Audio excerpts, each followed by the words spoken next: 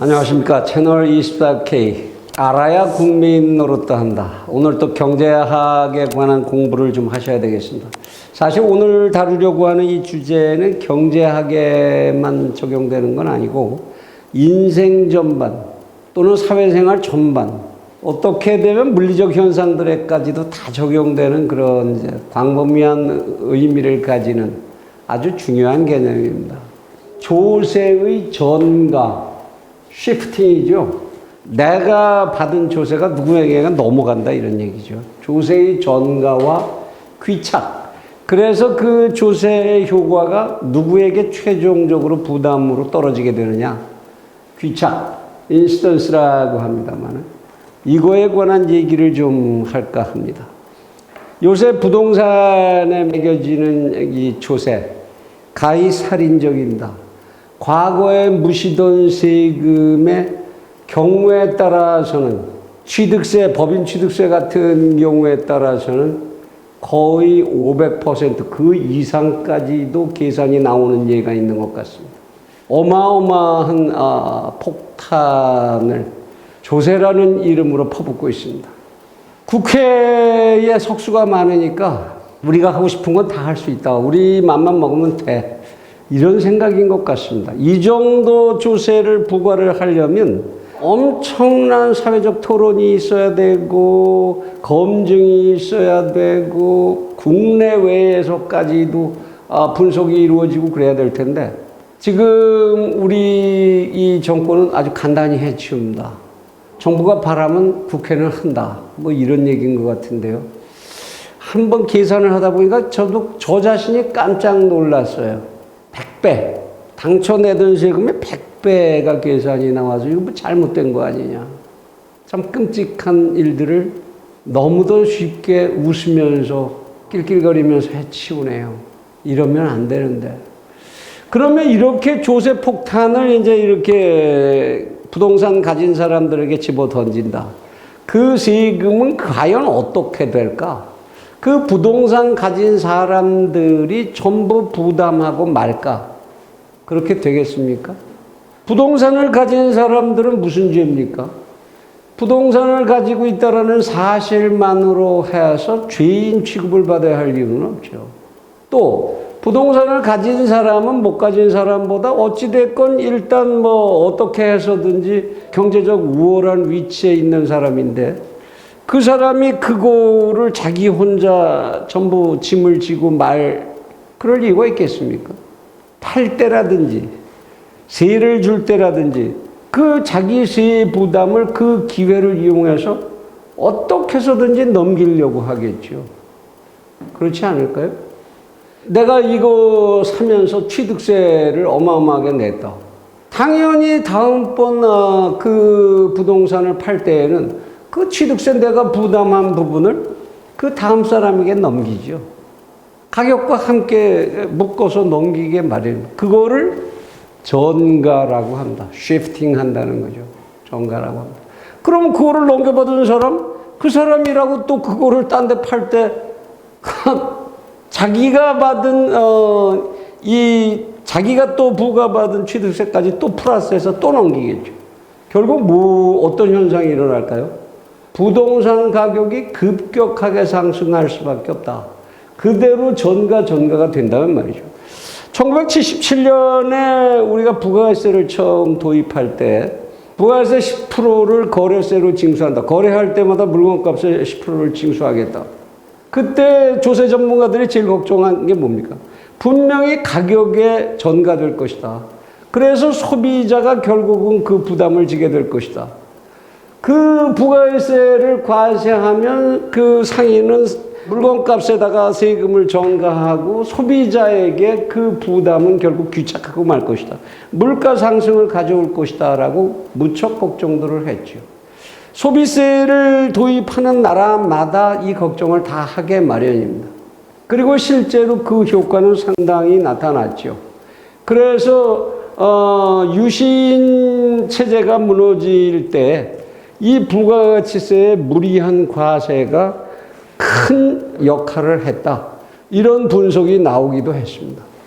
실제로 지구상에 있었던 어떤 조세도 그냥 그 조세 부과를 받은 그 사람에게 또는 그 물건에게만 귀착되고 마는 그런 경우는 거의 없습니다. 세금만 그런가요? 한번 여러분들이 직접 겪어보실 텐데요. 물건을 사러 갔습니다. 카드를 내요. 아, 카드 내시면은 이거 얼마를 더 좀 내셔야 되는데요. 아, 여보, 카드 낸다고 왜 그걸 더 내? 아, 이거 카드 수수료가 만만치 않게 나오거든요. 사실은 카드 수수료만 계산하는 게 아니라 여차하면 세금 신고해서 현금 거래했으면 뺄 수도 있는데 이거 양성화되면서 세금까지 넘겨야 되니까. 그러니까 이 물건을 파는 사람은 그 물건이 상대방이 안 살 수 없는 물건일수록 자기가 물어야 하는 세금과 카드 수수료까지를 그 사람에게 전가하려고 하겠죠. 이런 것들이 전가라는 겁니다. 이러한 전가에는 몇 가지 유형이 있습니다. 전전이라는 게 있고 후전이라는 게 있고 소전이라는 게 있습니다. 전전은 이러한 전가가 앞을 향해서 되는 것. 그러니까 내가 이제 세금을 부과를 받았으면 내가 파는 사람, 그 상대방에게 전가되는 것, 이것을 전전이라고 하고 가장 일반적인 형태로 나타나는 거죠, 전가에서. 그런가 하면 후전이라는 것도 있습니다. 세금이 너무 그 부담이 많아서 그거까지 당신이 내가 이렇게 전가 받고서는 내가 그거 못 사겠어. 이러한 물건들이 실제로 있겠지요. 그 물건을 파는 사람은 어떤 생각을 하겠습니까? 나는 이거 문거에 대해서 믿지고 싶지는 않아. 근데 저 사람은 안 사겠다고 그래. 궁리를 합니다. 아, 이 물건을 내가 새로 만들어서 팔 때에는 이러한 세금 부담이 생기니까 내가 살 때 나에게 물건을 파는 사람에게 이 부담을 떠넘겨야 되겠구나. 가운데 중간자의 입장에 있는 상인들 사이에서 나타나는 거죠. 자기가 부담하지 않으면 물건을 팔 수 없는 그런 물건. 그럴 때에는 자기가 물건을 사와야 될 때 나에게 물건을 파는 사람에게, 내 뒤에 있는 사람에게 그 부담을 전가시키는 방법. 물건값을 깎는 거죠. 나 이거 해서 이렇게 해서 이거 넘기려면 상대방에게 넘길 수가 없어. 당신이 깎아줘. 그런 예가 어떤 경우에 있죠? 나이트클럽이라든지 큰 술집을 하는 사람들 사이에 그런 게 많이 있었습니다. 세금을 내가 매출한 거에 얼마 이상 해서 이거 팔아야 되는데 물건 사는 사람들, 술 먹고 유흥을 즐기는 사람들은 그거 비싸면 그 집 안 가죠. 그러면 이 사람은 어떻게 해야 돼요? 나에게 주류를 공급해 주는 사업자에게 여보, 그 자료 없이 좀 줘. 그리고 그거 내가 이거 부가세 물어야 되는 만큼 그만큼 좀 깎아줘. 싸게 줘. 무자료 거래가 그래서 성행하게 됐던 거죠. 이런 것들이 후전입니다. 뒤쪽으로 부담을 넘기는 것. 소전이라고 하는 형태도 있습니다. 어떻게 보면 경제학적으로는 상당히 바람직한 상태인데 나에게 부과된 조세 효과를 앞으로 넘기려도 안 돼, 뒤로 넘기려도 안 돼, 어떻게 됩니까? 내가 스스로 안고 소화해버린다, 그런 얘기입니다. 트랜스포메이션이라는 거죠. 내가 스스로 그 부담을 소화해버려. 근데 그러면 내 수익이 줄 거 아닙니까? 그러면 나는 무엇을 해야 되죠? 경영 합리화라는 걸 해야 됩니다. 직원을 감원을 시키든지 내가 쓰는 필요 경비를 줄이는 거지요. 접대비를 줄이든 무슨 수용비를 줄이든. 그래서 자기가 경영 합리화를 통해서 부담을 소진시켜버리는 이런 행위를 소전이라고 합니다. 실제로 현상에서 가장 많이 나타나는 건 전전의 형태고 그 다음으로 나타나는 게 후전의 형태죠. 여기에 연관되어서 귀착이라는 개념이 있습니다. 귀착, 법적 귀착과 경제적 귀착 두 가지가 있는데요. 법적 귀착이라는 건 뭡니까? 법에 정해진 대로 내야 하는 사람이 내는 것. 부가가치세는 최종 소비자가 부담하는 조세다. 공제, 매입세 공제라는 걸 통해서 최종 매입자가 부담해야 되는 조세다. 이렇게 해서 최종 매입자가 결국은 그 세금을 부담하게 되는 경우 법적 귀착이라고 그러죠. 경제적 귀착이라는 건 뭐냐? 앞에 말씀드린 대로 소전이든 전전이든 해서 정상적인 상태가 아닌 상태로 그 부담을 상대에게 가격에 얹어서 넘기든지 아니면 가격을 깎아서 넘기든지 이와 같은 형태로 사실상의 경제적인 이익과 손실이 귀착하게 만드는 법에 정해진 것은 어쩌든 간에 지금 우리나라는 부가세를 시행하는 나라입니다만 그 부가세가 실제로 최종 소비자에게만 다 전가되나요? 그렇지 않지요. 이와 같은 형태로 많이 다른 모습으로 귀착지를 찾게 됩니다. 그거를 경제적 귀착이라고 합니다. 또 하나 조세환원이라는 게 있습니다. 이 유사한 언어로. 조세환원의 경우에는 극단적인 후전의 형태라고 볼 수 있는데 또는 소전의 형태라고도 볼 수 있죠. 뭐냐? 이 세금을 부과를 받았는데 앞으로 넘길 수도 뒤로 넘길 수도 경영 합리화 같은 걸 할 수도 없어요.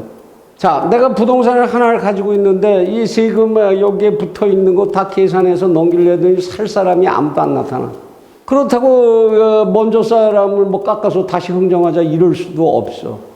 여기에 무슨 경영 합리화하고 그런다고 해서 될 게 없지 않습니까? 그럼 어떻게 해요? 할 수 없이 그 조세 자기가 책임지고 마는 거죠. 자기가 손해보고 만다 이런 얘기입니다. 이런 것들을 조세환원이라고 합니다. 조세환원. 자, 우리 정부가 지금 이렇게 제도를 이렇게 만들어 놓으면 이제부터 정신없이 이러한 전가와 귀착 현상이 일어날 겁니다. 세금을 떠넘길 수 있는 사람은 어떻게 해서든지 떠넘길 거죠. 자기의 손실을 어떻게 해서든지 약자에게 떠넘길 수 있는 방법을 찾을 겁니다. 전세금, 월세금 이것들의 변동이 결국 이 전가의 과정, 그 현상으로서 나타나는 것들이 되죠. 절대로 부동산 보유자 한 사람에게 조세환원으로 귀착되지 않는다 얘기입니다. 지금 정부는 참 한가한 얘기합니다. 세금 부과하면 다 귀찮아서 1가구 1주택이 다 될 거고 그러니까 부동산 소유한 사람들이 다 지가 책임을 져야 되니까 집 안 가지려고 그럴 거야. 조세 환원 현상이 일어날 거로 생각을 하지요. 굉장히 순진하고도 위험한 생각입니다. 이러한 조세가 환원이 돼서 부동산 소유자 중에서 강자와 약자의 싸움만이 일어나는 게 아닙니다. 어떤 현상이 또 일어나게 될까요? 만일 월세나 전세 보증금이 급격하게 인상되어서 이제 집을 새로 장만하는 젊은 층들에게 부담이 전부 전가됐다고 가정을 해보죠. 이들은 돈이 없으니까 어떻게 해서든지 은행에서 융자를 잔뜩 받을 겁니다. 융자를 받아서 일단 이 난국을 모면을 하겠죠. 그랬는데 융자 받은 거를 원리금을 갚아나가려면 능력이 붙이죠. 그러다가 어떡하다 또 실업이라도 하게 됩니다. 경기가 나빠갖고 강제 해고라도 당합니다. 갚을 길이 없어져요. 그러면 어떻게 되죠? 그 부담이 어디로 전가되나요? 이 젊은이들이 가지고 있던 부담이 확산 또는 전가되는 게 은행으로 넘어갑니다. 은행의 빚을 못 갚아요. 나 돈 없어요. 맘대로 하세요. 어떻게 해야 되죠? 그들이 담보로 제공한 것이 있으면 담보를 급격히 처분하거나 어떻게 해서든지 채권을 조기에 환수할 수 있는 방안을 강구하게 될 겁니다. 만일 이러한 현상이 계속되어서 은행이 가지고 있는 주택을 구매할 때에 융자받은 돈들이 제대로 안 들어와서 강제로 이 주택들을 압류하고 이것을 처분하게 된다면 아파트 가격은 일시적으로 급락할 수가 있을 겁니다. 그러면 전체적으로 우리나라 경제의 전체적으로 아파트 가격의 담보 능력이 급격히 전락할 것이고 그 담보 가격이 전락할수록 은행은 더 빠르게 자기들이 살기 위해서 채권 회수를 서두르겠지요. 어떻게 될까요? 완전히 경제시장은 붕괴되고 마는 겁니다. 이렇게 국세라고 하는 또는 국세 이외의 어떤 제도라고 하는 무거운 짐이 충격을 주었을 때 현실 경제에 그것은 그 충격을 받은 거기에서 소화되는 게 아니고 이와 같이 전가되고 그 귀착은 결국 어떻게 되느냐. 한 나라의 경제 전체가 책임을 져야 하는 문제로 귀착하게 된다 이런 얘기입니다. 이건 내 일이 아니야. 그 부동산 가지고 있는 사람들 그 사람들끼리의 문제지 내 문제가 아니야. 이렇게 생각하는 분들에게까지 그 나라의 경제, 이 나라의 경제가 망가지게 되면 그 손실이 귀착하게 된다 그런 얘기예요. 은행이 망가지면 중소상공인들의 장사는 잘 될까요? 기업들은 잘 경영이 될 수 있을까요? 여러분들의 고용 현장은 잘 보존이 되겠습니까? 그거 법으로 강제로 보존시키라고 그러면 되겠습니까? 정부가 힘으로 눌러서 유지하라고 그러면 되겠냐고요. 한국은행에 돈만 찍어서 다시 그냥 막 뿌려주면 될까요? 백약이 무효입니다. 그것은 대한민국 국민 전체가 짐져야 되는 그러한 문제가 되는 거지요. 귀착은 결국 어디로 되느냐?